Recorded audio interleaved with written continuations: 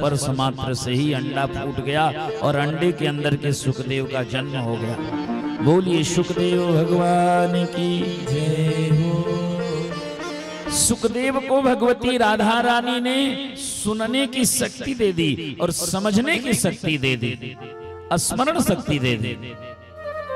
भगवान शिव जब अमर कथा सुनाने लगे तो सामने बैठी पार्वती मैया सुन रही हैं, कोटर में बैठे बैठे सुखदेव भी एक एक अक्षर सुन रहे हैं।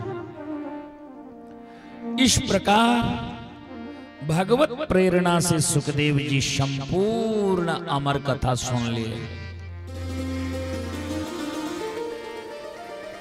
बाद में शिव जी को जब ये पता चला कि सुख ने बिना मेरी इजाजत की कथा सुन ली, तो शिव जी को क्रोध भी आया कि इसने चोरी क्यों की।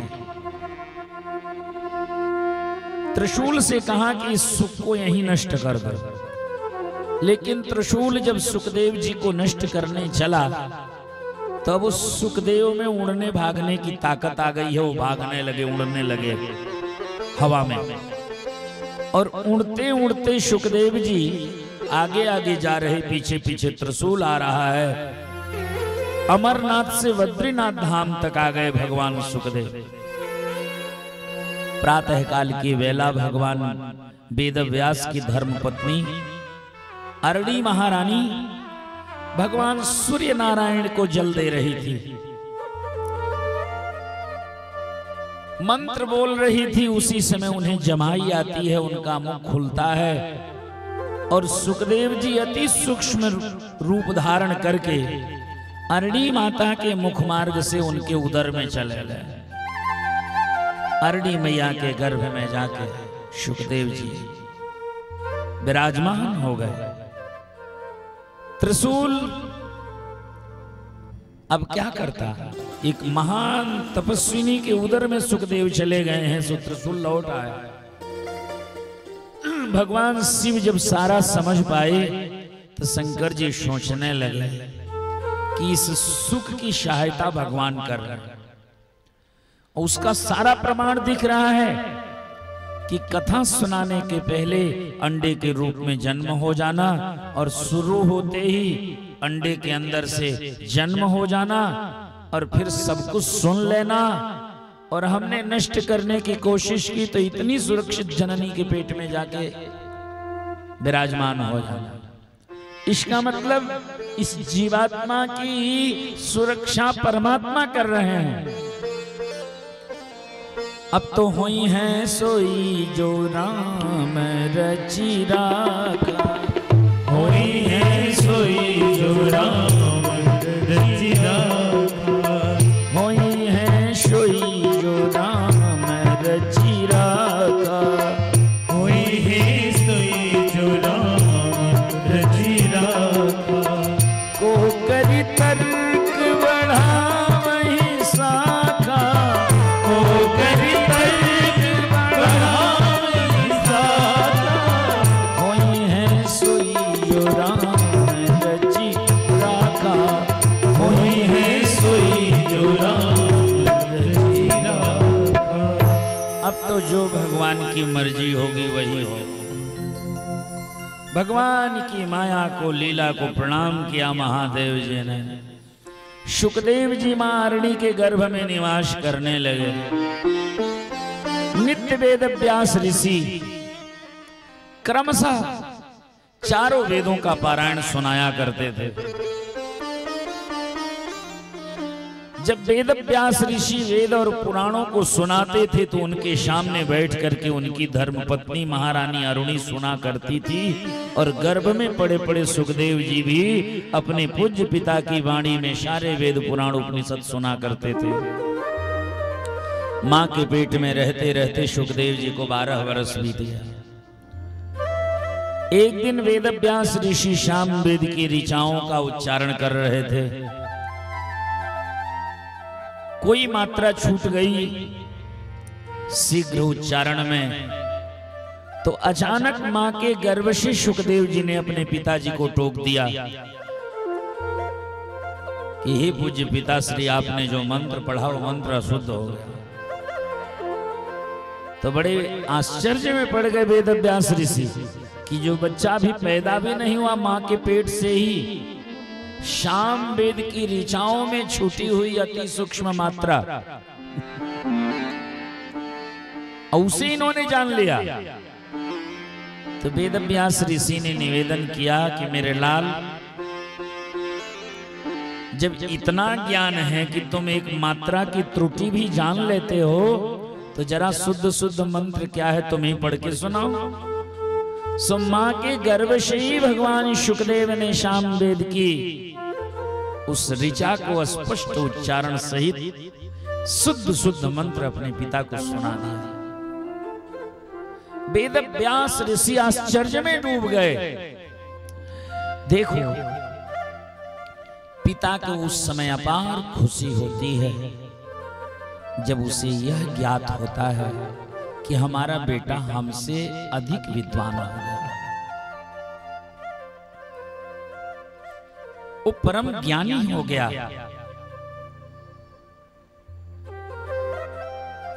पुत्र जब पिता से भी अधिक ज्ञान अर्जित कर लेता है, पिता से भी ऊंचा पद प्रतिष्ठा प्राप्त कर लेता है, तो ये देख करके पिता को अधिक प्रसन्नता होती है। क्योंकि सर्वत्र विजयम निक्षेप पुत्र शिष्यात् पराजयाः, हर जगह जीत से खुशी मिलती है, पर अपने शिष्य से और अपने पुत्र से हार की खुशी मिलती है। वेद व्यास ऋषि आश्चर्य में डूब गए कि ये बच्चा कितना योग्य होगा आगे चल के। अरे जन्म लेने के पहले जब सारे वेद पुराणी से कंठस्थ हैं, मैंने यदि 17 पुराणों की रचना की है, तो इसमें हमसे अधिक योग्यता है, हमसे अधिक ग्रंथों की रचना ये करेगा, कर सकता है। तो बड़ी प्रसन्नता हुई वेद व्यास ऋषि को। वेद व्यास ऋषि ने पूछा, बेटा क्या सारे वेद पुराण तुमको कंठस्थ हैं? शुकदेव जी ने कहा, हाँ पिताश्री, हमने भगवान शिव की वाणी में सारे वेद पुराण उपनिषद सुन रखे हैं, सब मुझे कंठस्थ है। तो पिताजी ने प्रश्न किया कि हे शुकदेव, एक बात बताओ, जब सारा वेद पुराण तुमको मालूम है, तो 12 वर्ष से मां के पेट में क्यों पड़े हो, जन्म क्यों नहीं लेते? अरे मेरे लाल, जब सब जानते हो तो तुम्हें मां का कष्ट क्यों नहीं दिखाई दे रहा? कोई जननी किसी संतान को 9 महीने पेट में धारण करती है, तो 9 महीना पूरा होने के पहले चाहती है कि इस बच्चे का शीघ्र जन्म हो जाए, क्योंकि मां के पेट में संतान जितना लेट करता है, मां का कष्ट बढ़ता चला जाता है, मां के कष्ट बढ़ते चले जाते हैं। आज वेद व्यास ऋषि ने कहा, जब सब वेद पुराण जानते हो, तो 12 वर्ष से मां को क्यों कष्ट दे रहे हो, जन्म क्यों नहीं ले लेते? शुकदेव जी ने कहा कि पिताश्री, जन्म इसलिए नहीं ले रहा हूं क्योंकि मैं 84 लाख बार जन्म ले चुका। हर बार मैं यही सोचता था, भगवान से प्रतिज्ञा करता था कि अब इस भवाटवी में न आना पड़े। हम बाहर जाएंगे तो भगवान का भजन करेंगे, हम मोह माया से मुक्त होंगे, लेकिन यहां आने के बाद बड़े बड़े उलझ जाते हैं। सारी चतुराई धरी की धरी रह जाती है। उसी पुत्र मोह में, पौत्र मोह में, परिवार के मोह में हम झूठ साँच में ही जीवन गुजार देते हैं। सुखदेव जी कहते, गर्भात न निर्जगमिषे क्योंकि बहिरंधकूपे। गर्भ के बाहर सुखदेव जी कहते अंधकूप है, अंधेरा है, अज्ञान का अंधेरा है। रात का अंधेरा ज्यादा खतरनाक नहीं होता, पर अज्ञान का अंधेरा बहुत खतरनाक होता है। ये बड़े बड़े घोटाले, बड़े बड़े घपले दिन के उजाले में होते, रात के अंधेरे में नहीं होते। जानी जानी नर करहि ढिठाई, सब जानते हैं कि झूठ सबसे बड़ा पाप है, लेकिन बोलना एक नहीं छोड़ते। नहीं असत्य समपातक पुंजा, नहीं असत्य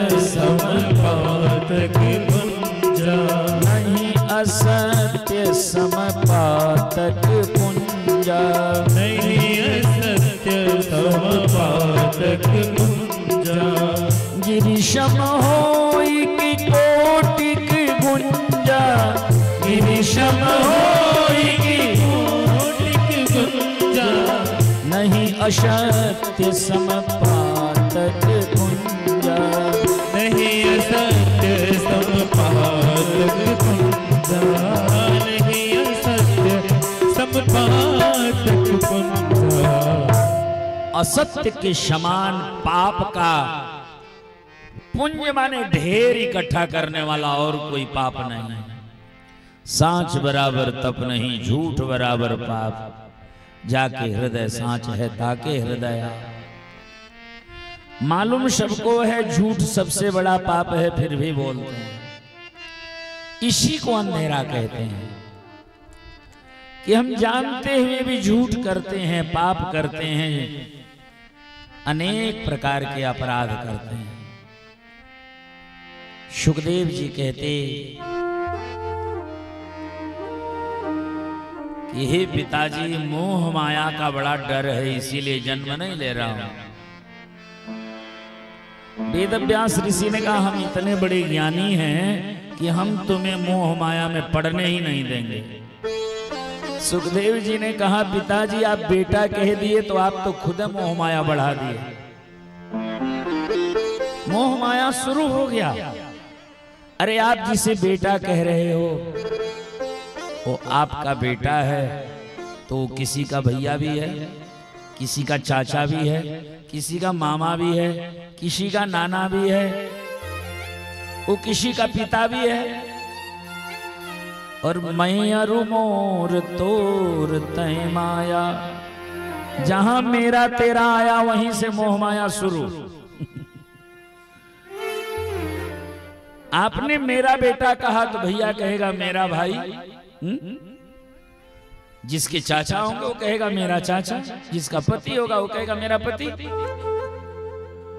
और जहां मेरा शब्द आया वहीं से मोह माया शुरू हो गया। तो पिताजी आप पर भरोसा नहीं कि आप हमको मोह माया से छुड़ाओगे। मायापति भगवान हैं, उनकी आज्ञा हो जाए तो हम जन्म ले सकते हैं। वेदव्यास ऋषि ने भगवान का स्मरण किया, बड़ी प्रार्थना की तो ठाकुर जी भगवान द्वारिकाधीश प्रकट हो गए। बोलिए द्वारिकाधीश भगवान की जय हो।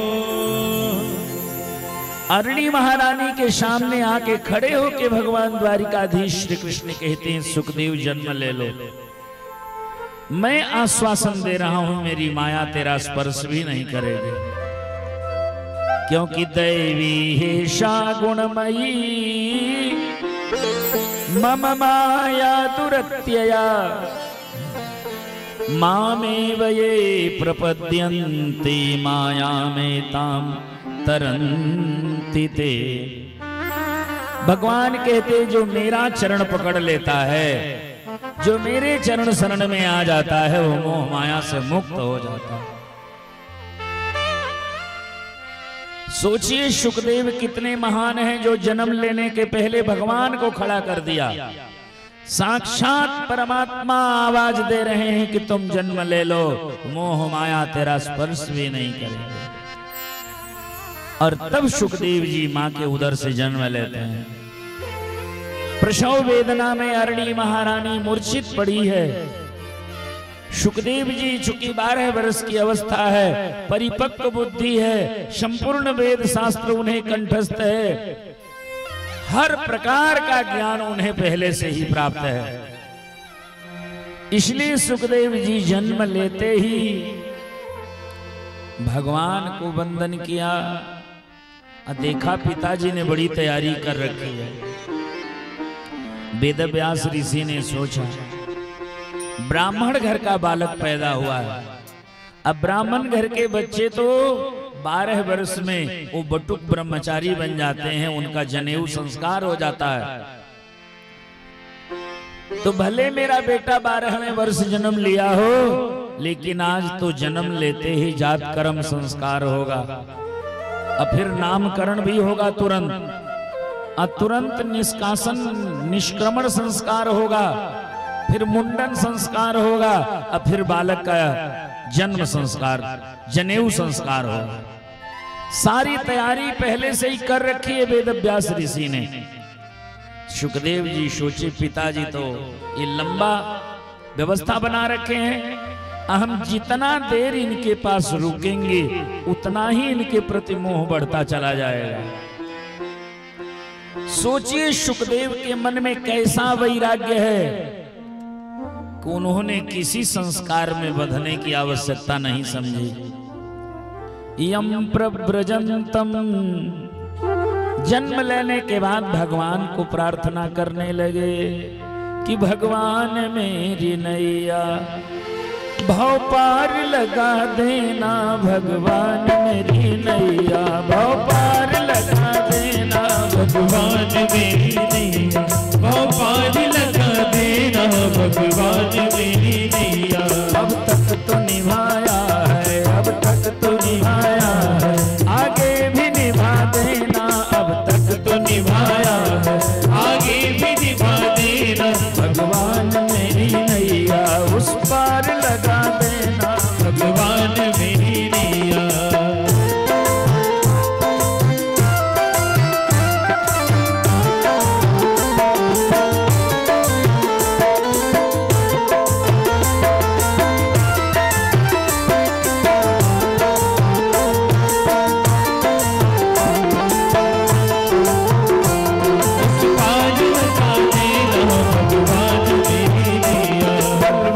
साथ माया घेरे जो मुझे आकर, दलबल के साथ माया घेरे जो मुझे आकर, दलबल के साथ माया घेरे जो मुझे आकर, दलबल के साथ माया घेरे जो मुझे आकर। तुम देखते न रहना, तुम देखते न रहना, झट आके बचा लेना, तुम देखते न रहना, झट आके बचा लेना, भगवान मेरी नैया उस पार लगा देना, भगवान मेरी नैया।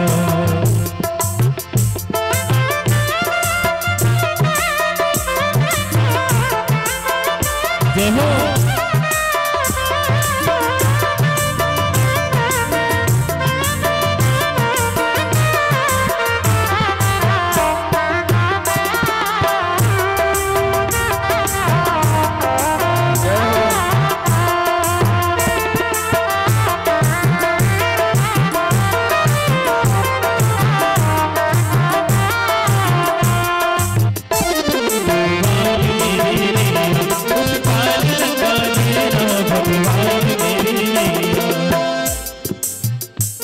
संभव है झंझटों में मैं तुमको भूल जाऊं, संभव है झंझटों में मैं तुमको भूल जाऊं, संभव है झंझटों में मैं तुमको भूल जाऊं, संभव है झंझटों में मैं तुमको भूल जाऊं।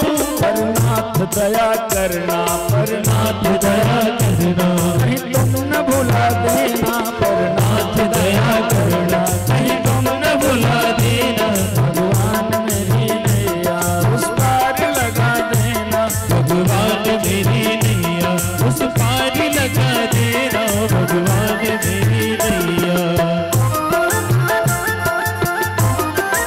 सभी लोग आगे पकड़ो, ताली बजाते हैं सभी लोग।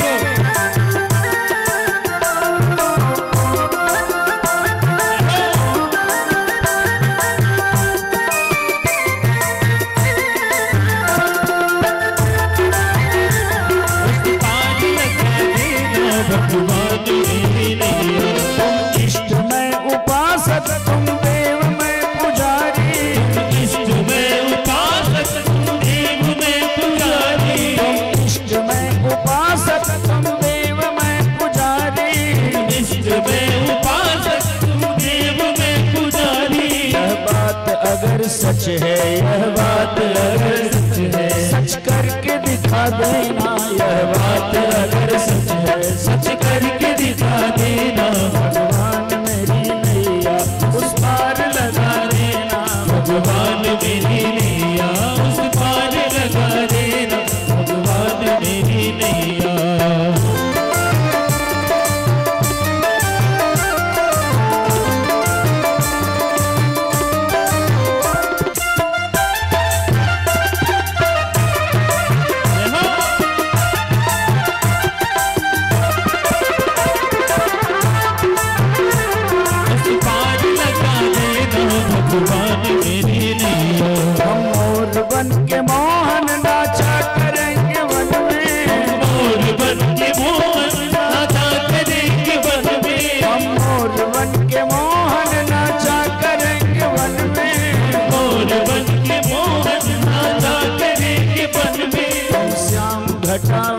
कर तुम श्याम घटा बनकर उस वन में उठा करना श्याम घटा बनकर उस वन में उठा करना भगवान मेरी नैया उस पार लगा देना भगवान मेरी नैया उस पार लगा देना भगवान मेरी नैया।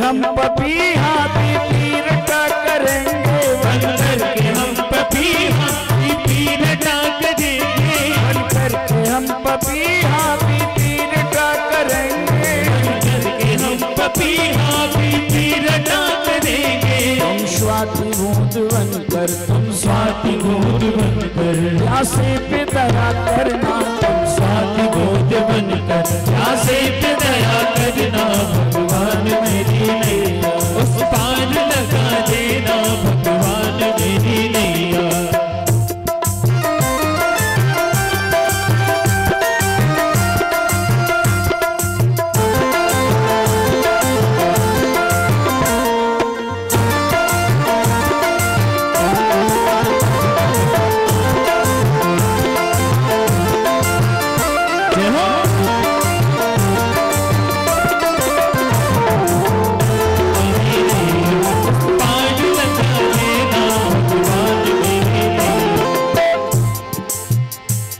हम राधे श्याम जग में तुमको ही निहारेंगे हम राधे श्याम जग में तुमको ही निहारेंगे हम सीताराम जग में तुमको ही निहारेंगे हम सीताराम जग में तुमको ही निहारेंगे दिव्य ज्योति बनकर तुम दिव्य ज्योति बनकर आंखों में रहा करना तुम दिव्य ज्योति बनकर आंखों में रहा करना भगवान मेरी नैया उस पार लगा देना भगवान मेरी नैया उस पार। अब तक तो निभाया है आगे भी निभा देना अब तक तो निभाया है आगे भी निभा देना भगवान मेरी नैया उस पार लगा देना भगवान मेरी नैया। सुखदेव जी भगवान को वंदन करके सीधे वन की ओर चल पड़े। इतना योग्य लायक पुत्र पिता को छोड़ के वन की ओर जा रहा है। अपने पुत्र सुखदेव को बिछुड़ते देखा वेदव्यास जैसे ज्ञानी पुत्र मोह में व्याकुल हो गए। पुत्र के पीछे पीछे भागने लगे। वेदव्यास ऋषि कहते हैं कि मेरे लाल तेरे जन्म के समय प्रसव वेदना में तेरी मां मूर्छित पड़ी है। होश में आते ही हमसे पूछेगी मेरा बेटा कहाँ है, मैं क्या उत्तर दूंगा। उस समय मैं कुछ उत्तर नहीं दे पाऊंगा।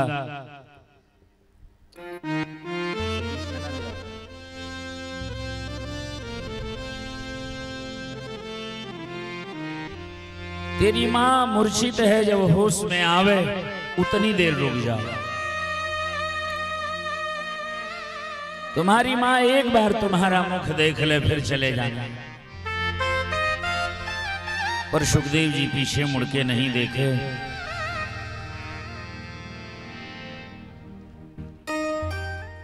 अपने पीछे पीछे बूढ़े पिता को भागते देखा तो सर्व समर्थ सर्व व्यापक दिव्य शक्ति संपन्न भगवान सुखदेव जंगल के वृक्षों के माध्यम से उत्तर दिए। सुखदेव जी को सर्वभूत हृदय कहा जाता है, यानी सबके हृदय में निवास करने वाले, यानी भगवान की दिव्य शक्ति विद्यमान है सुखदेव के अंदर।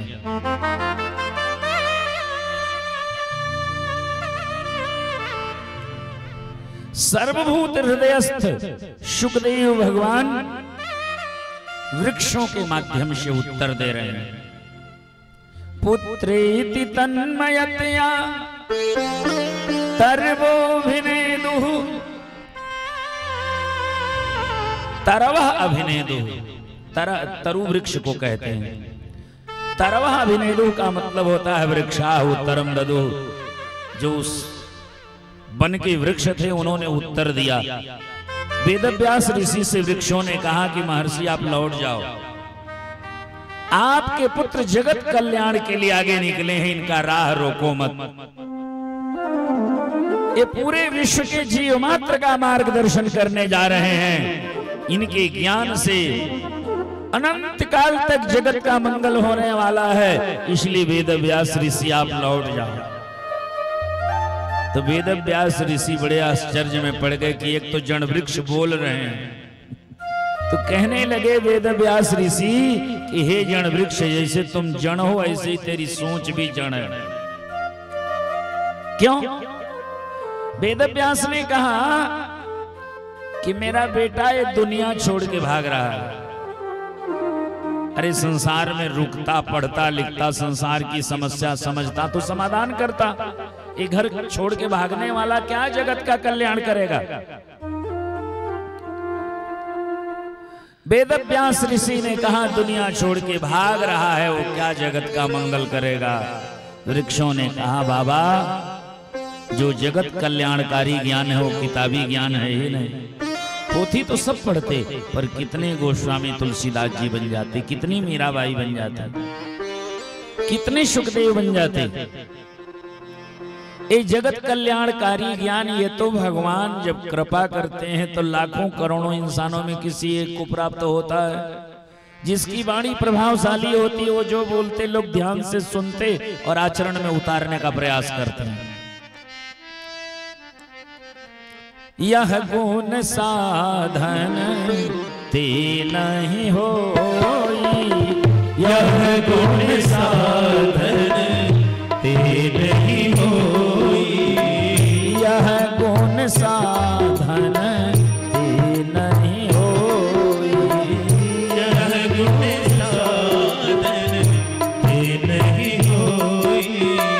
हरि की कृपा पावे कोई कोई, हरि की कृपा पावे कोई कोई, हरि की कृपा पावे कोई कोई, हरि की कृपा पावे कोई कोई। कोई कोई भगवान जब विशेष कृपा करते हैं तो पा जाते हैं। जगत कल्याणकारी ज्ञान उस साधन साध्य नहीं है। यह गुण साधन ते नहीं होई, पढ़ने से ज्ञान नहीं होता मात्र, वो भी जगत कल्याणकारी ज्ञान ईश्वर कृपा करते हैं तब प्राप्त होता। वृक्षों ने कहा बाबा आप कहते हो कि मेरे पास रहता, पढ़ता, तब संसार की समस्या को समझ के समाधान देता, लेकिन जगत कल्याणकारी ज्ञान ये तो हरि कृपा से प्राप्त होता है। इसलिए हे महर्षि आप तो लौट जाओ, सुखदेव के पीछे पीछे मत दौड़ो। वेदव्यास ऋषि ने कहा कि हे वृक्ष, तुम हमारा रास्ता क्यों रोक रहे हो? जानते हो डाली वेदव्यास ऋषि के रास्ते में ही आके पड़ जाती हैं, रोक रही हैं डालियां वृक्ष की झुक झुक करके कि महर्षि इन्हें रोको मत, जाने दो। वृक्षों ने कहा बाबा हमको आपका राह रोकने का अधिकार है। क्यों? कैसे? वृक्षों ने कहा हम हर साल लाखों बेटा पैदा करते हैं, वृक्ष में जितने फल लगते उसके बेटे ही तो हैं। वृक्ष ने कहा हम लाखों लाख फल रूप में पुत्र उत्पन्न करते हैं, पर एक भी फल हम स्वयं नहीं खाते। हम सारा फल संसार को दे देते हैं। हम जगत हित में, जगत कल्याण में अपने पुत्रों का बलिदान कर देते हैं। वृक्ष कबहु नहीं फल भके, हम तो लाखों लाख पुत्र उत्पन्न करके जगत को समर्पित कर देते हैं, और आप साधु महात्मा होकर के एक बालक जगत कल्याण के लिए घर छोड़ के जा रहा था, मार्ग रोक रहे हो, पीछे पीछे रोकने जा रहे हो। हे महर्षि लौट जाओ। आज सर्वभूत हृदयस्थ महामुनि सुखदेव को हम सभी प्रणाम करते हैं। बोलिए सुखदेव भगवान की जय हो। पूरे विश्व में अनेकों तीर्थ है, पर अनंत महिमा संपन्न नैमिषारण्य तीर्थ है, क्योंकि इस तीर्थ ने सभी पुराणों की कथा सुनी। नैमिषे सूतमाशीनम अभिवाद्य महामतिम कथामृत रसास्वाद कुशलः सौनको ब्रवीत। नैमिषारण्य में महामती श्री सूत जी महाराज व्यास मंच पर विराजमान। श्रोता जानते कैसे हैं? व्यास के लिए उपमा दी महामती। महा माने भगवान में जिनकी मति लगी हुई है, ऐसे वक्ता हैं। और श्रोता जो 88,000 महात्माओं का समूह लेके बैठे हैं, सौनक ऋषि, उनके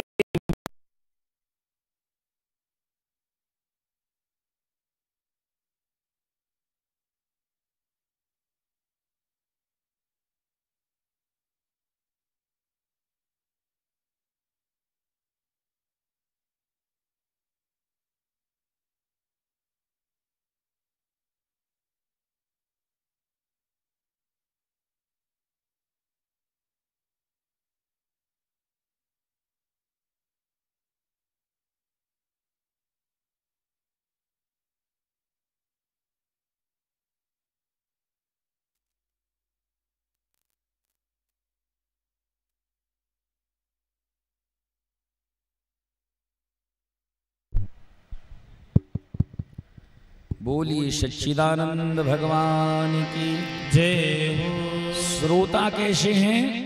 कथामृत रसास्वाद कुशल। भगवान के कथामृत के रसास्वादन में जो बड़े कुशल हैं, बड़े प्रवीण हैं, ऐसे वक्ता और श्रोता का समूह उपस्थित है। सूत जी महाराज जो कथा सुनाने बैठे हैं, वो 7 दिन का सत्र नहीं है, 1000 दिनों तक चलने वाला सत्र है। शौनकादिक ऋषियों ने सूत जी से निवेदन किया कि हे महामुनि,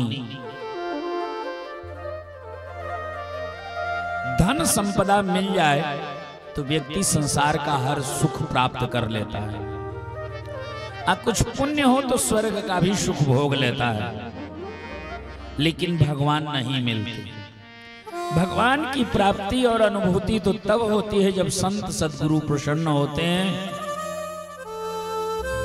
और भगवान के मंगलमय चरित्रों का जब बोध कराते हैं, तब भगवान के आशीर्वाद की अनुभूति होती है जीवन में।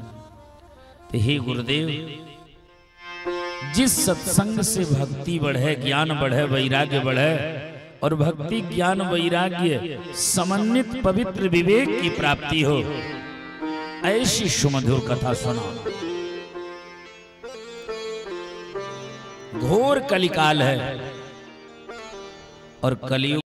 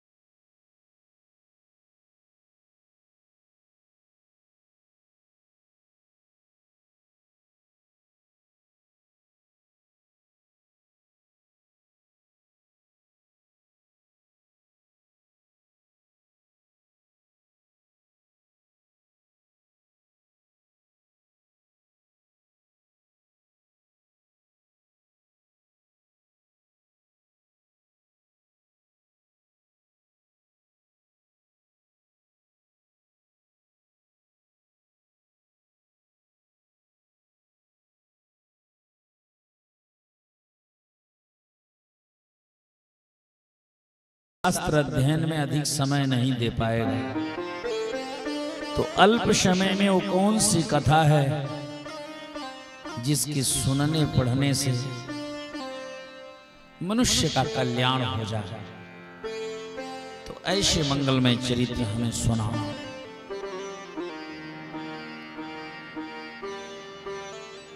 सूत जी कहते हैं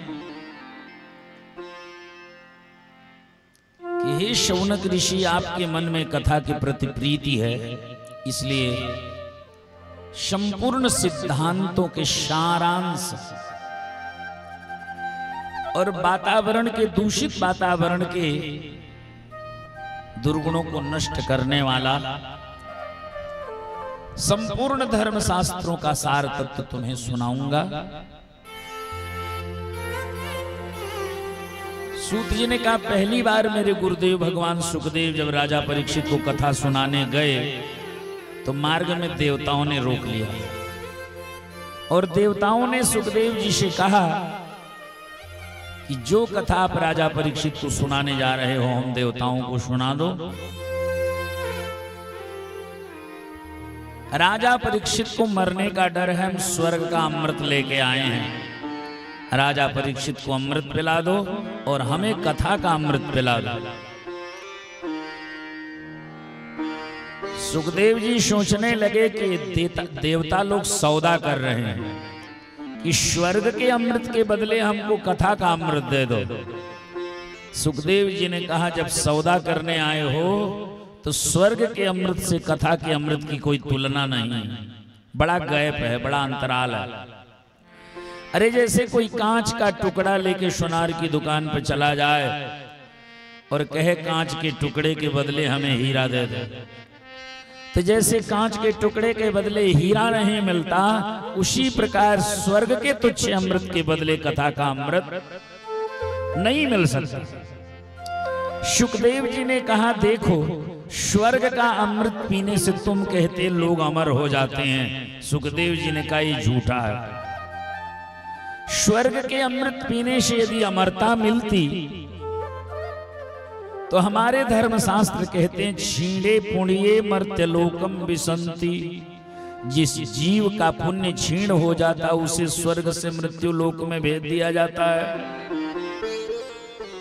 यदि अमृत अमर बना देता तो स्वर्ग का अमृत पीने से फिर पुण्य छीण होने की बात कहां से आ गई? तो इसका मतलब स्वर्ग का अमृत अमरता नहीं देता।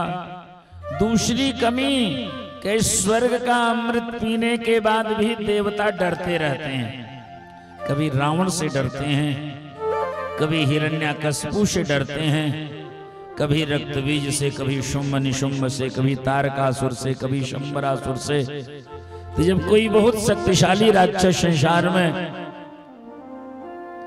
अन्याय करने लगता है, स्वर्ग की भी सत्ता छीन लेता है, तो देवता भय से भागते रहते, सुमेरु पर्वत की कंदराओं में अपना समय गुजारते हैं। तो स्वर्ग का अमृत न तो तुम्हें अमर बनाया, न तो तुम्हें निडर बनाया। और कथा के अमृत की विशेषता है, कथा का अमृत पीने वाला दीर्घ जीवन भले न प्राप्त करे, लेकिन कथा का अमृत पीने वाला दिव्य जीवी हो जाता है। एक ऐसा दिव्य जीवन जिसे मौत का कोई डर है ही नहीं। प्रहलाद को कोई डर है क्या? आग में झोंका जा रहा है, ऐसी आग की लपट थी कि आग आसमान छू रही थी। होलिका कह रही कि अभी जल के मर जाएगा तू। अब प्रहलाद हंस रहे हैं कि हमारे भगवान हमारी रक्षा करेंगे। उसे पानी में डुबाया तो भी डर नहीं, आग में जलाया तो भी डर नहीं, जहर पीने को दिया, काल कोठरी में डाल दिया, कोई डर नहीं। भक्त के जीवन में कोई डर नहीं होता। हाँ, सारी दुनिया हो एक ओर, सारी ताकत अजमा ले, पूरी दुनिया खिलाफ खड़ी हो जाए, पूरी ताकत लगा दे, सारी दुनिया हो एक ओर, सारी ताकत अजमा ले, चाहे जल में दे डुबा, चाहे अग्नि मां ही जला ले, पर जिसका राम बनाए उसका कोई बिगाड़ नहीं सकता, जिसका राम बनाए उसका कोई बिगाड़ नहीं सकता। प्रभु श्री जगन्नाथ का दास जगत से हार नहीं सकता, प्रभु श्री जगन्नाथ का दास जगत से हार नहीं सकता। जिसके रक्षक है भगवान उसे कोई मार नहीं सकता, जिसके रक्षक है भगवान उसे कोई मार नहीं सकता। प्रभु श्री जगन्नाथ का दास जगत से हार नहीं सकता, प्रभु श्री जगन्नाथ का दास जगत से हार नहीं सकता। भगवान का भक्त किसी से नहीं डरता, उसे भरोसा है भगवान उसकी रक्षा करेंगे ही करेंगे। द्रौपदी माता की भांति दुशासन वस्त्र खींच रहा है, सोचो 10,000 हाथियों की ताकत थी दुशासन के भुजाओं में, लेकिन एक सती नारी का 10 गज का वस्त्र नहीं खींच पाया, क्योंकि जिसका राम बनाए उसका कोई बिगाड़ नहीं सकता। भगवान ऐसा रखवार है, सीम की चाप सकई को तासु, बड़ रखवार रमापति जासु।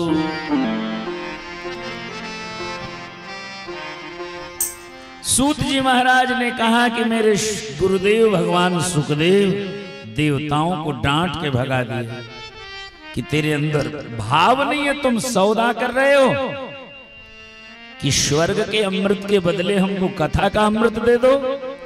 सुखदेव जी ने कहा स्वर्ग के तुच्छ अमृत से कथा के अमृत की कोई तुलना नहीं है, ये तो भावुकों के लिए है, इस सौदेबाजों के लिए नहीं है। इसलिए तदा देवान जहास हंसी उड़ार के देवताओं को छोड़ के सुखदेव जी गंगा जी के किनारे राजा परीक्षित के पास चले गए। सोचिए सुखदेव को कितना बढ़िया ऑफर मिला था कि हम स्वर्ग में इंद्र के दरबार में सोने का सिंहासन लगाएंगे, आप चलो। आज का व्यक्ति होता तो खुश हो जाता कि मौका बढ़िया मिला है, पर भगवान सुखदेव देवों के प्रस्ताव को ठुकरा के राजा परीक्षित को कथा सुनाई, और 7 दिन जब कथा सुनाई तो 7वें दिन राजा का मोक्ष हो गया। राजा का मोक्ष देख के ब्रह्मा जी आश्चर्यचकित हो गए। ब्रह्मा जी सोचने लगे कि भागवत में कितना पुण्य है जो 7 दिन में सुनने मात्र से राजा परीक्षित को मोक्ष दे दिया। ब्रह्मा जी ने कहा हम तौल के देख लेते हैं कितना पुण्य है भागवत में। सो ब्रह्मा जी रचयिता हैं, उन्होंने एक विशाल तराजू बनाया और सोचे तराजू पर ही तौल के देखते हैं कितना भार संपन्न भागवत जी की कथा है। ब्रह्मा जी उस विशाल तराजू पर एक पड़ले पर भागवत की कथा रखी और दूसरे पड़ले पर सारे व्रत, सारे उपवास, सारे दान पुण्य, सारे जप तप सब रख दिए। पुण्य के सारे साधन एक पड़ले पर थे और दूसरे पर केवल भागवत की कथा तौली जा रही थी, लेकिन सारे साधन हल्के हो गए। भागवत जी की कथा इतनी भार संपन्न हो गई, तौला जा रहा था ब्रह्मलोक में, लेकिन भागवत का पड़ला सीधे धरती पर आ गया। सारे साधन स्वर्ग में जाके अटक गए। यानी अन्य साधन स्वर्गीय सुख देने वाले हैं, भागवत जी की कथा तो साक्षात भगवान का रूप है, इसलिए भगवान को कोई तौल नहीं सकता। इसीलिए तराजू छोटा पड़ गया, सारे साधन दूसरे पड़ले के अटके, भागवत जी तो इस भूमि पर ही आके सुनना होगा। चाहे वो देवताओं को भी सुनना हो तो उनको स्वर्ग में दुर्लभ है, उन्हें मृत्यु लोक में यहाँ के भक्तों के बीच बैठ के सुनना पड़ेगा। सूत जी कहते कि एक बार की बात है, भगवान नारद बद्रीनाथ धाम में घूम रहे थे, अत्यंत व्याकुल घूम रहे थे। सामने से 4 महात्मा आ रहे थे, चौराहे पर मुलाकात हो गई। चारों महात्माओं ने कहा, नारद जी इतने दुखी क्यों? आपके चेहरे पर उदासी, निराशी, बेचैनी सब पता चल रहा है। आप तो महात्मा हो, आपको किस चीज की उदासी है, किस चीज की बेचैनी है? क्यों परेशान हो, क्यों दुखी हो? आप तो मुक्त संग महात्मा हो। नारद जी कहने लगे कि मैं मृत्यु लोक में गया, ब्रह्मलोक में था, पर मन में आया कि पूरे ब्रह्मांड में सबसे उत्तम मृत्यु लोक है, और मृत्यु लोक में आया तो मैंने पूरे विश्व का भ्रमण किया, मैंने तीर्थों की यात्रा की। नारद जी ने कहा, तीर्थ यात्रा से मुझे संतुष्टि नहीं मिली। इसलिए नहीं मिली क्योंकि आश्रमा जवनई हिरुद्धा, पुराने जो सिद्धपीठ है आश्रम, उसे जवनों ने, विधर्मियों ने कब्जा कर लिया। पुराने मठ मंदिरों को तोड़ डाला, जहां वेद के मंत्र गूंजते थे, जय की ध्वनि होती थी, जहां कल्याणकारी वचन सुनाए जाते थे, जहां कीर्तन भजन होता था, जहां यज्ञ जागादि होता था, मंगलम नात्र दृश्यते, उस जगह कोई मांगलिक वातावरण नहीं है। इसलिए नारद ऋषि कहते, तीर्थ यात्रा से मुझे संतुष्टि नहीं हुई। नदियों में नहाने गया तो ज्यादातर नदियां प्रदूषित हो गई हैं। कलयुग में बड़ी बड़ी फैक्ट्रियों के कचड़े नदियों में प्रवाहित कर देने से गंगा जमुना की जो दुर्दशा है, उनका शुद्ध जल मिलता ही नहीं, बड़ा मुश्किल है। नारद ऋषि कहते, जल प्रदूषित हो जाने के कारण नदियों के स्नान से भी मुझे शांति नहीं मिली। मैं साधु संतों की खोज में निकला तो अच्छे महात्मा भी नहीं मिले, सदगृहस्थों को खोजा तो सदगृहस्थ भी अच्छे नहीं मिले। घर घर में क्रांति मची हुई है। नारद ऋषि ने कहा कि मैं तो बड़ा बेचैन हो गया जब वृंदावन धाम में आया। सोचा वृंदावन में तो भगवान ने जन्म लिया, बाल लीलाएं की, गौ चारण की, प्रभु की लीला भूमि है। लेकिन जमुना जी के तट पर जहां बंसी बट के नीचे भगवान बैठ के बंसी बजाया करते थे, उसी बंसी बट के नीचे एक स्त्री रो रही थी, सैकड़ों दासियां खड़ी थीं, 2 अत्यंत बीमार बुजुर्ग व्यक्ति भूमि में बेहोश पड़े थे। नारद जी उनके करीब जाकर के पूछे, देवी कौन हो, परिचय दो। उस स्त्री ने कहा, पूरे विश्व में विख्यात मेरा नाम भक्ति देवी है। नारद जी और आश्चर्य में पड़ गए कि हे भक्ति माता, तुम कृपा कर दो तो भगवान भिलनी सबरी मैया के झोपड़ी में चले जाते हैं। तेरी कृपा करने से विदुरानी के घर भगवान पहुंच जाते हैं, गीध जटायु को गोद में उठा लेते हैं। तो जिनके अंदर भक्ति का वास होता है, ऐसे भक्त के घर भगवान पहुंच जाते हैं। और आप हे भक्ति महारानी खुद रो रही हो, क्यों? ये दोनों बीमार कौन है? भक्ति माता ने कहा, मेरे बेटे हैं। ये बड़ा पुत्र, इसका नाम ज्ञान है, दूसरे का नाम वैराग्य है। जन्म तो मेरा द्रविड़ देश में हुआ, पर विश्व भ्रमण करते करते जब मैं वृंदावन आई तो यहाँ मैं तो तरुणी हो गई, पर मेरे बच्चे अत्यंत वृद्ध हो गए, बीमार होके भूमि में बेहोश पड़े हैं। हे नारद ऋषि, जो मेरी दासियां देख रहे हो, कोई गंगा जी, कोई यमुना जी, कोई सरजू जी, कोई विश्वामित्री, कोई कृष्णा, कोई कावेरी, कोई नर्मदा, कोई चंद्रभागा, कोई शिप्रा, ये सभी नदियां सारे तीर्थ भक्ति की सेवा में प्रस्तुत हैं। भक्ति माता ने कहा, मुझे कोई दुख नहीं है, पर मेरे बच्चे बीमार हैं, इसलिए मैं रो रही हूं। माता पिता अपने दुख से ज्यादा दुखी नहीं होते, पर बच्चे यदि परेशान हो तो बच्चों के परेशानी से माता पिता ज्यादा दुखी हो जाते हैं। भक्ति माता ने कहा, मेरे बेटे बेहोश पड़े हैं, मैं सारा प्रयास करके थक गई, कुछ कर नहीं पा रही हूं। हे नारद ऋषि, आप तो संत हो, जगत कल्याण करते हो, किसी उपाय से मेरा दुख दूर करो। नारद ऋषि ने ध्यान लगाया, क्षण भर में ध्यान लगा के सारी समस्या समझ गए कि समस्या कहां से है। नारद जी ने कहा कि हे माता, घोर कलयुग आ गया और कलयुग आने के कारण संसार में आपके पुत्रों के ग्राहकों की कमी हो गई। इमौ तो ग्राहका भावात, ग्राहकों की कमी कहने का मतलब कि विशुद्ध ज्ञान की कथा सुनाओ तो सुनने वालों का बड़ा अभाव है। लोग कथा में भी चुटकुला सुनना चाहते हैं, मनोरंजन सुनना चाहते हैं, पर भक्ति के पुत्र ज्ञान हैं और वैराग्य हैं। और जब तक हम ज्ञान वैराग्य अपने आचरण में, व्यवहार में नहीं धारण करेंगे, तब तक ज्ञान वैराग्य के दुख की निवृत्ति नहीं होगी। अंध भक्ति के कारण भक्ति तो तरुणी हो गई, पर ज्ञान वैराग्य जो उसके पुत्र हैं उनके ग्राहकों का अभाव हो गया। भक्ति माता ने कहा कि हे भगवान नारद, जब कलयुग इतना खराब था तो राजा परीक्षित कलयुग को जिंदा क्यों छोड़ दिए, क्यों नहीं मार डाले? नारद ऋषि ने कहा कि हे माता, देखो राजा परीक्षित को कलयुग को केवल इसलिए नहीं मारे क्योंकि कलयुग के अंदर एक अच्छाई थी और राजा परीक्षित सारग्राही थे। किसी भी व्यक्ति में 100 दुर्गुण हो, यदि कोई अच्छाई होती है तो उस अच्छाई को ग्रहण कर लेने वाले हैं।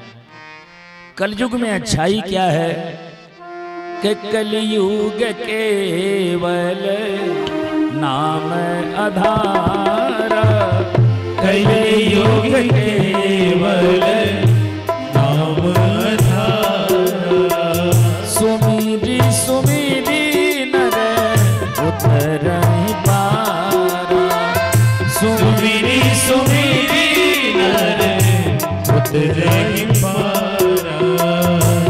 सतयुग में समाधि का पुण्य, त्रेता में यज्ञ का पुण्य, द्वापर में भगवान के विशेष अनुष्ठान और सेवा का पुण्य फल कलयुग में कीर्तन से मिल जाता है। इतनी सरल पूजा पद्धति न सतयुग की है, न त्रेता युग की है, न द्वापर युग की है। कलयुग बड़ा सरल है। भगवान के नाम कीर्तन मात्र से जीव का कल्याण कर देता है। बस इसी अच्छाई के कारण राजा परीक्षित कलयुग को मारे नहीं, जीवित छोड़ दी। हे भक्ति माता, जिस भगवान ने द्रौपदी माता की लाज बचाई, जिन्होंने इंद्र के कोप से ग्वाल वालों को बचाया, अनेक संकटों से रक्षा की, वही भगवान आपका भी दुख दूर करेंगे, चिंता मत करो। नारद ऋषि सबसे पहले स्वयं प्रयास में लग गए कि मैं ज्ञान वैराग्य को स्वस्थ कर दूं। सो ज्ञान वैराग्य के कान में भगवान का मंत्र पढ़ने लगे और धीरे धीरे 4 वेद और 17 पुराण और सैकड़ों उपनिषद नारद बाबा सुना डाले, लेकिन ज्ञान वैराग्य न होश में आए न उठ के बैठे। आकाशवाणी भई नारद बाबा, इन्हें यदि स्वस्थ करना चाहते हो तो सत्कर्म करो। नारद बाबा और आश्चर्य में पड़ गए कि अपने जानते हम सत्कर्म कर रहे हैं और आकाशवाणी कहती सत्कर्म करो। तो आकाशवाणी से भगवान ने उत्तर दिया कि सच्चा सत्कर्म क्या होता कोई संत बताएगा।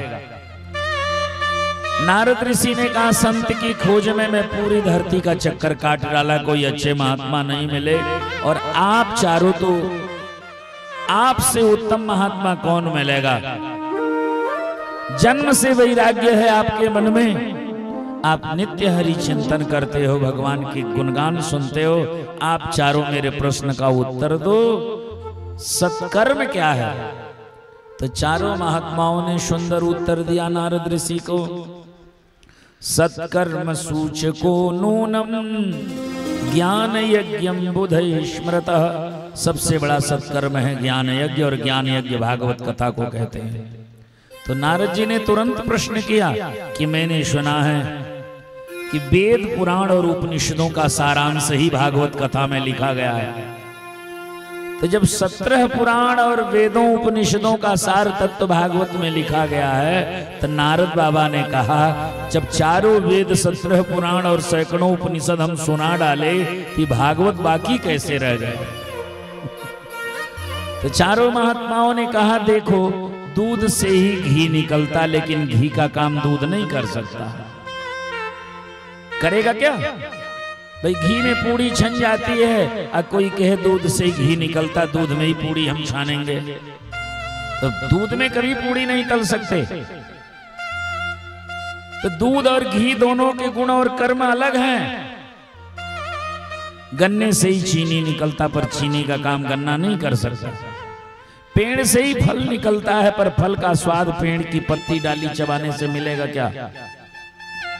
तो अन्य धर्म शास्त्रों के सुनने से भागवत का सुनना नहीं माना जाता। जब इतना अकाट्य उत्तर दिया ऋषियों ने, तब नारद जी को बड़ी अभिलाषा हुई चारों महात्मा से कहे कि आप ही भागवत कथा सुना दीजिए। चारों तैयार हो गए।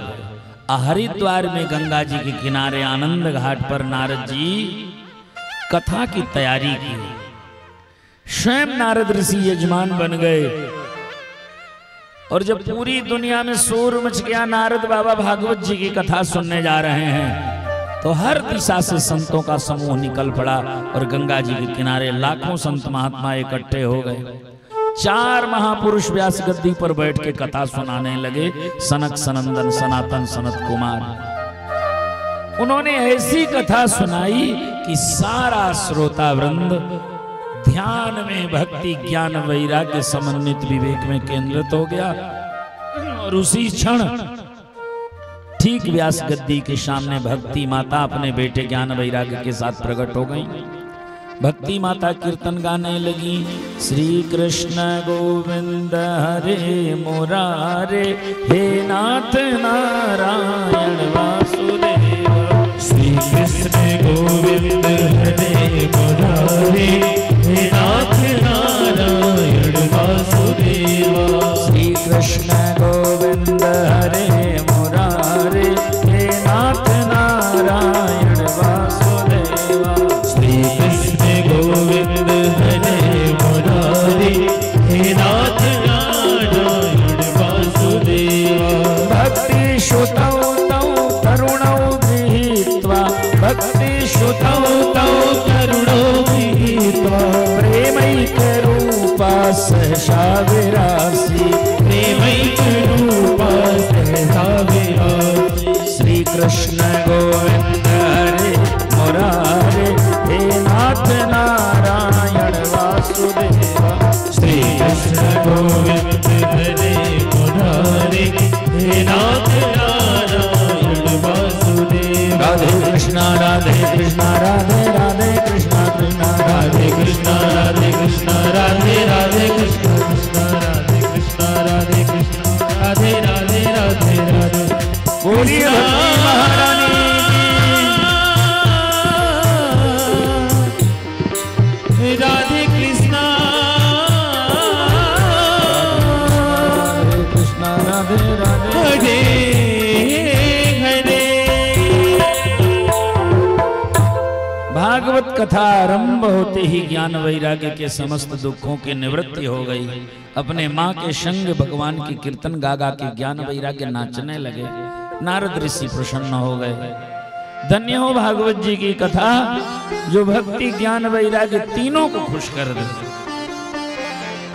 नारद ऋषि ने पूछा कि किसी पापी को उद्धार करने की शक्ति है भागवत कथा में? ऋषियों ने कहा एक पापी ऐसा था ने जन्म लेके मरते घड़ी तक पाप है किया, प्रेत बन गया। अब प्रेत शरीर में भागवत कथा से उसे मुक्ति मिली। तुंगभद्रा नदी के किनारे उत्तम नगर गांव था। आत्मदेव नाम के ब्राह्मण निवास करते थे। उनकी पत्नी का नाम धुंधुली था। बड़े ज्ञानी थे। एक ही कमी थे, उनके पास कोई संतान नहीं था। परम धर्मात्मा परम ज्ञानी आत्मदेव जी बाग बगीचा लगाए। उन्होंने जगह जगह तालाब खुदवाया, कुआं बनवाए कि इसके माध्यम से लोगों की प्यास मिटेगी। उन्होंने गौ सेवा की, बहुत सारे धार्मिक प्रकल्प चलाया आत्मदेव जी ने। एक दिन वो तुंगभद्रा नदी में अपने पितरों को तर्पण कर रहे थे, जल दे रहे थे, तो उन्हें ऐसा महसूस हुआ कि उनके पूर्वज गर्म सांस ले रहे कि इसका कोई संतान नहीं है, इसके बाद हमारा तर्पण कौन करेगा। आत्मदेव को बलि ग्लानि हुई। वहीं तुंगभद्रा के किनारे ही घर न जाके जंगल चले गए। उन्होंने सोचा या तो जान दे दूंगा, नहीं तो बेटा लेके आऊंगा। जंगल में गए कि बड़े बड़े हिंसक जानवर रहते, कोई मार डालेंगे। एक सरोवर के किनारे बैठ के अकेले रो रहे थे आत्मदेव।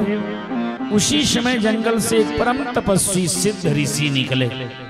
महापुरुष की नजर पड़ गई, पूछ बैठे क्यों रो रहे हो। आत्मदेव ने कहा मेरे घर में सब कुछ भरा है, एक ही कमी है, कोई संतान नहीं है। अधिक जीवनम प्रजाहीनम, पुत्र के बिना मेरे जीवन को धिक्कार है। तो महात्मा जी समझाए कि पुत्र के मुंह में क्यों पड़े हो। राजा सगर के तो 60,000 बेटा थे, कोई सुख दे पाए क्या अपने माता पिता को। कई उदाहरण दिया महापुरुष ने कि पुत्र के मोह में क्यों पड़े हो। यदि दुनिया तुम्हें ताना मारती हो तो तुम साधु सन्यासी बन जाओ।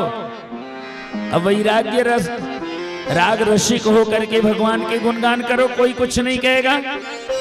आत्मदेव ने कहा सन्यासी का जीवन बेकार होता, हम तो गृहस्थ ही रहेंगे, पर हमको पुत्र चाहिए। हे महात्मा जी हमको पुत्र दे दो। महात्मा जी आत्मदेव के मस्तक की रेखा पढ़ लिए ललाट की, कहने लगे आत्मदेव तुम पुत्रवान नहीं बन सकते हो, क्यों विधि के विधान को चैलेंज दे रहे हो।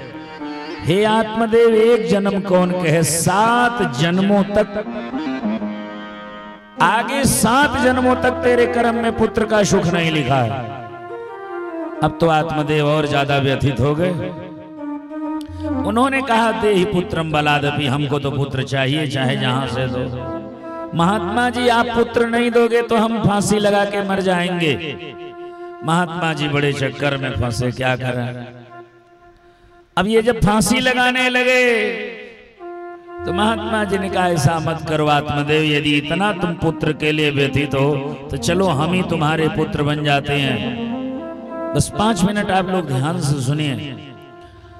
महात्मा जी ने जानते क्या किया, वो तो तपस्वी ऋषि थे, अपने योग बल से आत्मदेव का पुत्र बनने का उन्होंने निश्चय कर लिया और उन्होंने स्वयं को ही फल बना करके आत्मदेव को दे दिया कि ये फल अपनी पत्नी को खिला देना, तुम्हें पुत्र मिल जाएगा। संत जन ऐसा कहते कि फल देते ही महात्मा जी का शरीर निष्प्राण होकर भूमि पर गिर पड़ा, क्योंकि जब जिसके भाग्य में 7 जन्मों तक पुत्र का सुख नहीं लिखा है तो ऐसे व्यक्ति को तो वरदान और आशीर्वाद भी पुत्र नहीं दे सकता।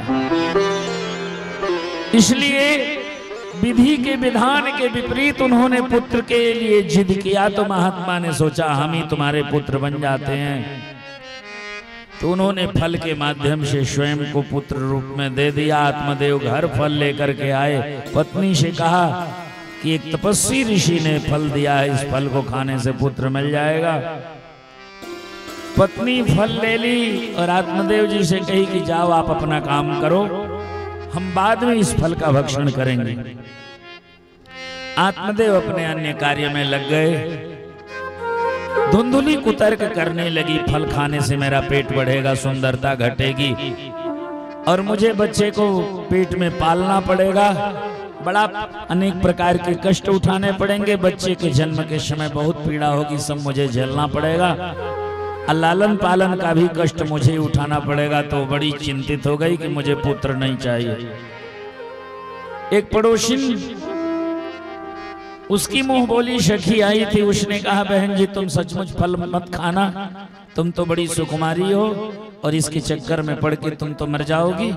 मेरे घर संख्या ज्यादा है, मेरे पेट में संतान है, मैं अपना संतान तुम्हें दे दूंगी, और तुम तो ये फल गैया को खिला दो, गैया भी बांझिन है।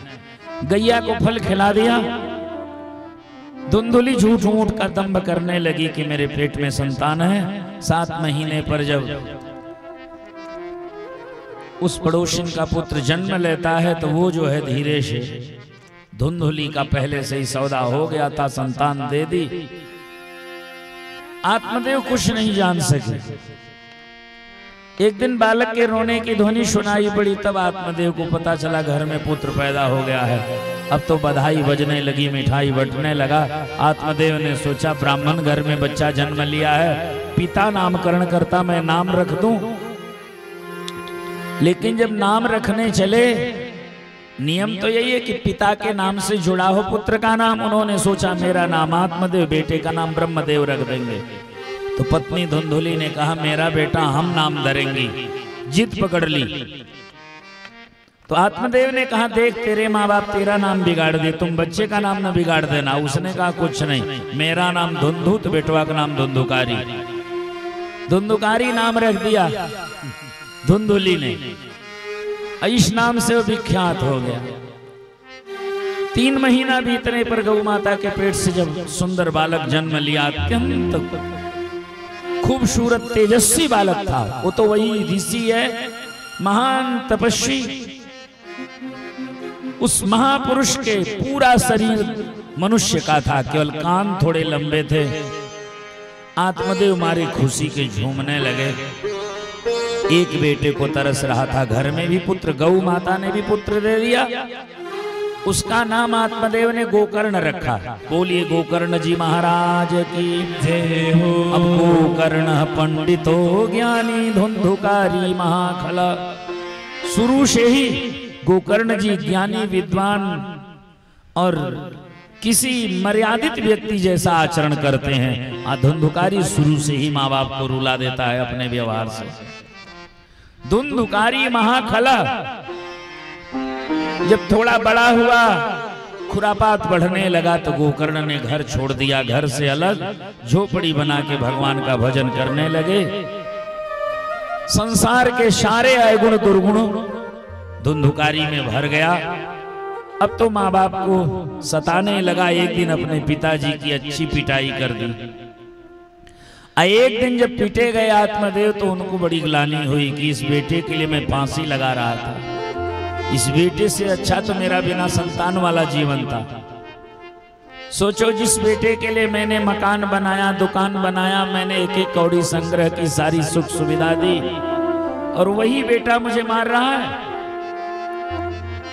आज बड़ी ग्लानि हुई। सारा धन दौलत, पहले सोने चांदी धन होता था, सब छीन लिया अपने पिता से। आत्मदेव ने उसी दिन घर छोड़ दिया।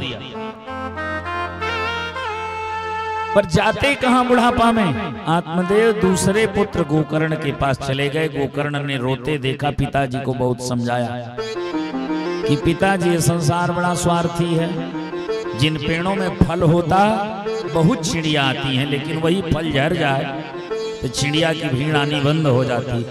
सरोवर में पानी होता तो बकुला बतख बहुत सारे आते हैं, पर सरोवर सूख जाता है तो बकुला बतख जगह छोड़ के चले जाते हैं। फूल खिला होता है तो भंवरे आते हैं, पर वही फूल मुरझा जाए तो भंवरों का आना बंद हो जाता। जंगल में हिरन बहुत मस्ती में घूमता है, लेकिन उसी जंगल में जब आग लग जाती है तो हिरन छोड़ के चला जाता है। जिनके पास धन होता उसके सैकड़ों रिश्तेदार होते हैं, लेकिन वही व्यक्ति जब धनहीन हो जाता है तो अपने लोग भी साथ छोड़ देते हैं। तो सुर नर मुनि सबके रीति, सुर नर मुनि सबके रीति, स्वार्थ लागी करही सब प्रीति, स्वार्थ लागी करही सब प्रीति। गोकर्ण जी ने बड़ी सुंदर शिक्षा दी कि धर्मम भजस्व सततम। धर्म माने भगवान का भजन करो। पिताजी इससे बढ़िया कुछ नहीं। लोक धर्म माने इधर उधर का प्रपंच त्याग दो, अच्छों की संगति में बैठो, अपने अंदर के दुर्गुणों को नष्ट करो, और दूसरों की निंदा बुराई सुनना और बताना दोनों बंद कर दो। ये बड़ा भारी अवगुण है कि लोग इकट्ठा होते हैं तो पूरे दूसरों की निंदा कहानी शुरू करते हैं। वो आदमी ऐसा, वो ऐसा, यही कहानियां चलती घंटों घंटों। ये बड़ा खतरनाक है। गोकर्ण जी कहते हैं कि दूसरों की निंदा बुराई त्याग करके भगवान के चरित्रों को सुनो और पढ़ो, उसमें मन लगाओ। और इस प्रकार आत्मदेव जो है भागवत महापुराण स्वयं विद्वान थे, अध्ययन करके भगवान के चरित्रों में मन बुद्धि केंद्रित करके जीवन पूरा कर गए। धुंधुली को मारने लगा तो आधी रात को घर छोड़ के भागी धुंधुली, कुआं में गिर के मर गई। अब तो 5-5 वैश्याओं के कुसंग में रहने लगा। उनको तो धन चाहिए, जब धन घटने लगा तो पांचों एक दिन हाथ पैर बांध के मार डाली।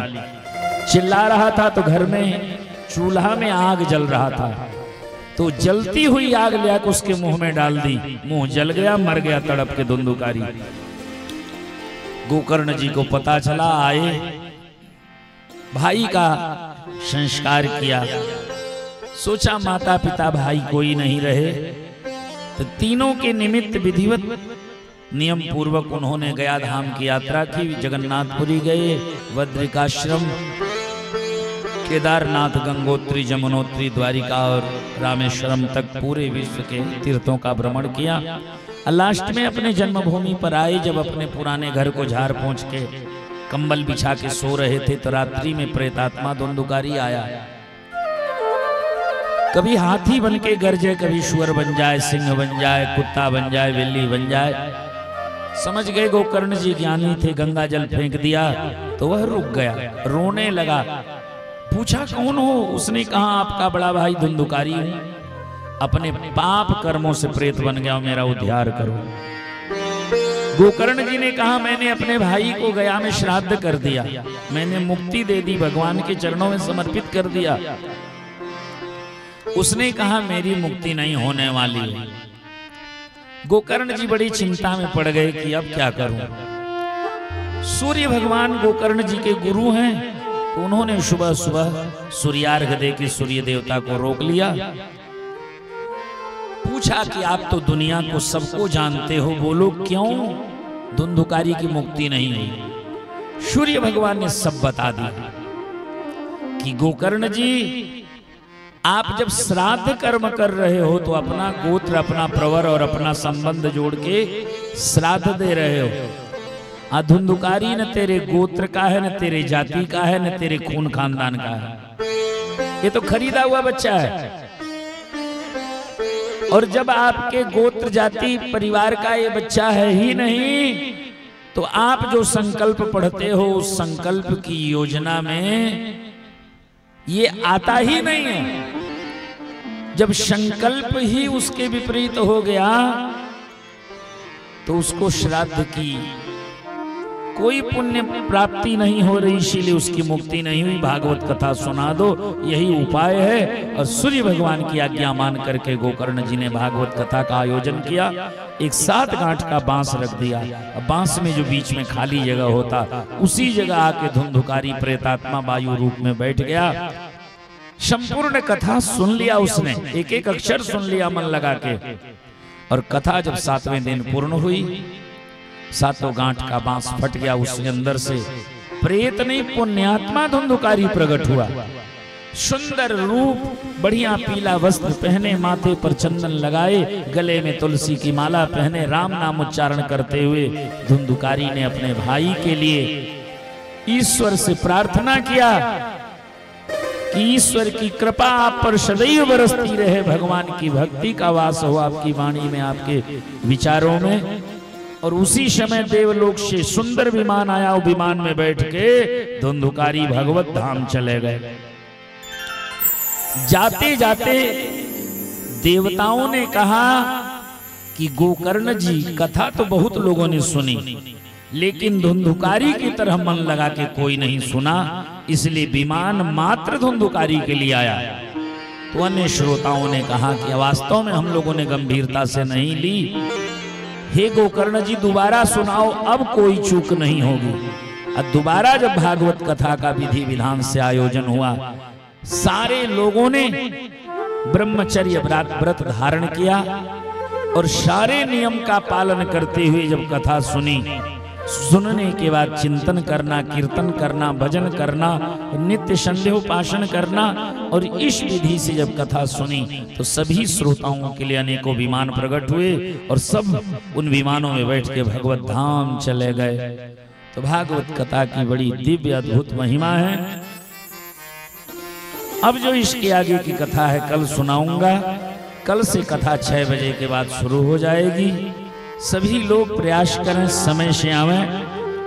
हमारी ये कोशिश रहेगी कि इधर उधर की बात न सुना के विशुद्ध रूप से आपको भागवत की कथा सुनाऊं, क्योंकि ये स्वयं इतना बड़ा सागर है, इसी को कहने भर का समय नहीं, इधर उधर की कहानियां सुनाने का समय बचता ही नहीं है। तो आप लोग समय पर उपस्थित होकर के इस कथा का आनंद लीजिए। अब ये कथा यही भगवान के चरणों में समर्पित है।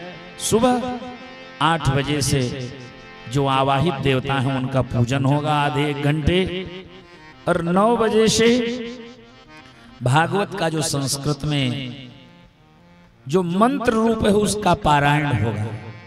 ये मंत्र पाठ जरूर सुनना चाहिए।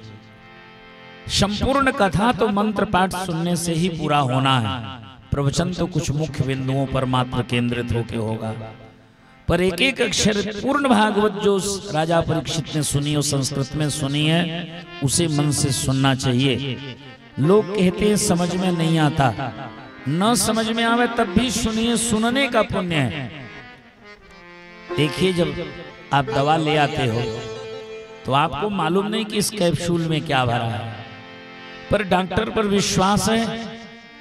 आपके रोग को समझ गए, सही इलाज उसने दे दिया और आपने श्रद्धा पूर्वक दवा खा ली, तो आप जैसे रोग से मुक्त हो जाते हो, ऐसे ही मंत्र न भी समझ में आवे तो भी उसको सुनने से पुण्य होता है, लाभ होता है, जीव का कल्याण होता है। तो सुबह से पारायण पाठ सुनिए, शाम को प्रवचन सुनिए। इस तरह आज प्रथम दिन की कथा भगवान के चरणों में समर्पित है।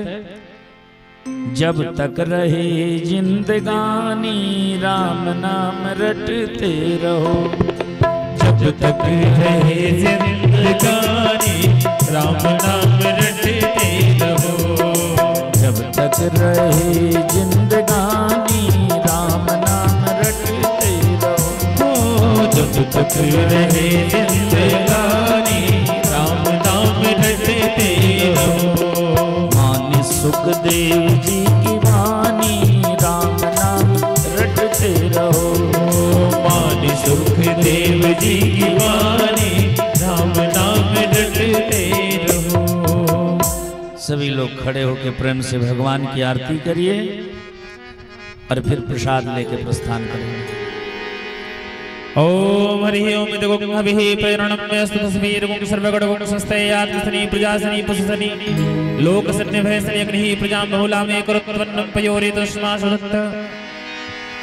बांके बिहारी तेरी आरती गाऊं, बांके बिहारी तेरी आरती गाऊं, आरती गाऊं प्यारे आपको बुलाऊं, आरती गाऊं प्यारे आपको बुलाऊं।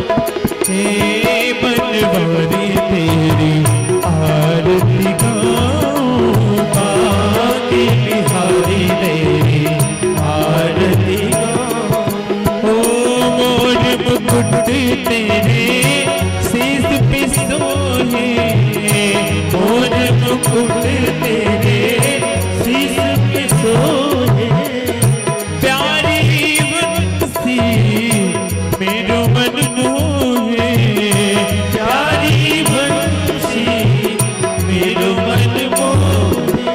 देख छवि मैं तो बलि बन जाऊं, बांके बिहारी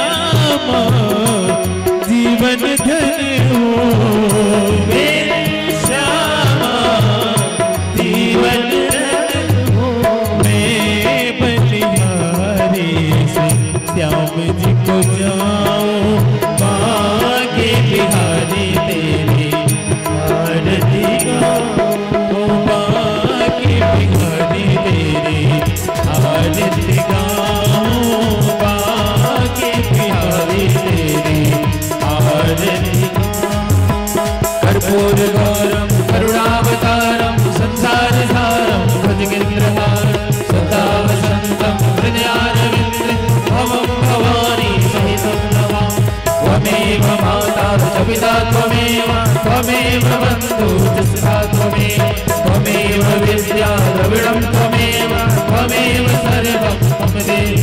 हरे रामा राम रामा हरे हरे हरे कृष्णा कृष्ण कृष्ण हरे हरे हरे राम राम राम हरे हरे हरे कृष्ण कृष्ण कृष्ण हरे हरे।